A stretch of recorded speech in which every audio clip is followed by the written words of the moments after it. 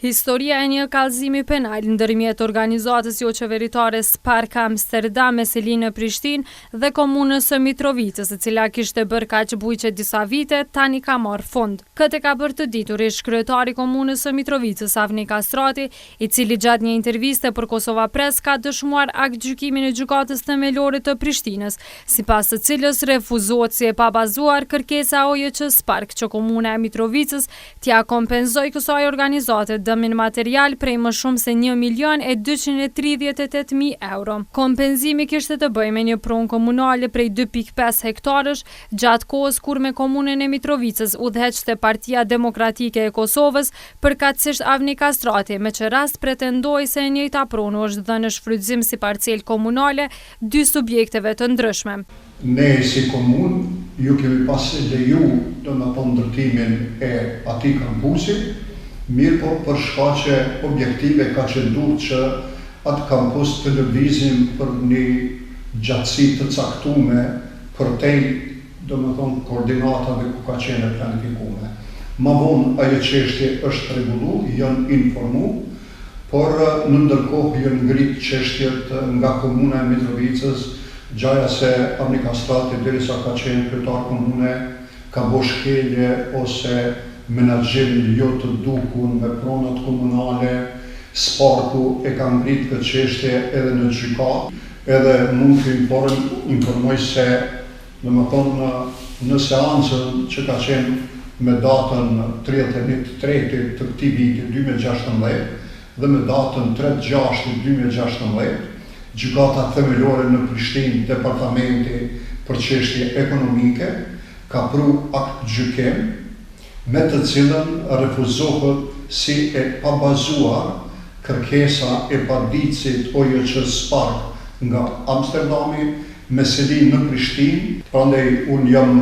me vërtet i gëzueshëm se gjykata e ka kry një punë profesionale edhe ka marrë sipas mendimit tim një vendim të drejtë.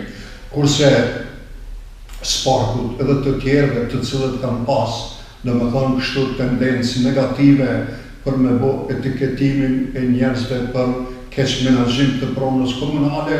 edhe kësaj radhe nuk i ka shku për dore që të arrijnë një gjatë të tillë. Ai ka mohuar mundësinë që në këtë paditë të ketë dorë kryetari aktual i Mitrovicës Agim Bahtiri, i cili për shumë vite ka jetuar dhe vepruar në Holandë, aty ku është edhe selia e OJQ-s Spark. Unë mendoj që jo, për arsye se kërcënimet e Sparkut kanë qenë edhe më përpara, mirë po Sparku është sjellë si një OJQ e cila mendon se për organizatat ndërkombëtare jo qeveritare nuk ka ligj, nuk ka rregulla, por duhet çdo kërkesë e tyre të plotësohet. Edhe po them edhe një herë presioni ka qenë për kësaj OJQ shumë i madh, kanë pru ambasador, kanë pru edhe shumë të tjerë për me bo presion,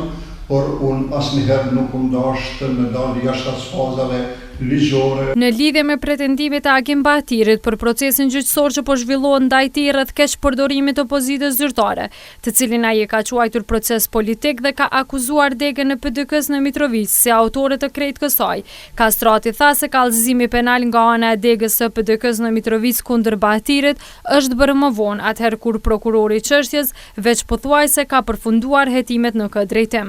E vërtet është se edhe ne e kemi bo kallëzimin penal, pa ditë se prokurori çfarë aktivitete ka marrë, por ajo domethënë kallëzimi penal i jon ka qenë shumë më vonë. Domethënë krejt nëse s'ka bëj një ditë ose 2 ditë para se më marrë në pyetje zoti Bahtiri. Zoti Bahtiri më mirë është të fokusohet në mbledhjen e argumenteve që është i pafajshëm, se sa të merret me ftesa politike, se duhet me ditë edhe zoti Bahtiri edhe zoti Kastrati se ligji vlen për të gjithë edhe askush nuk është mbi ligje.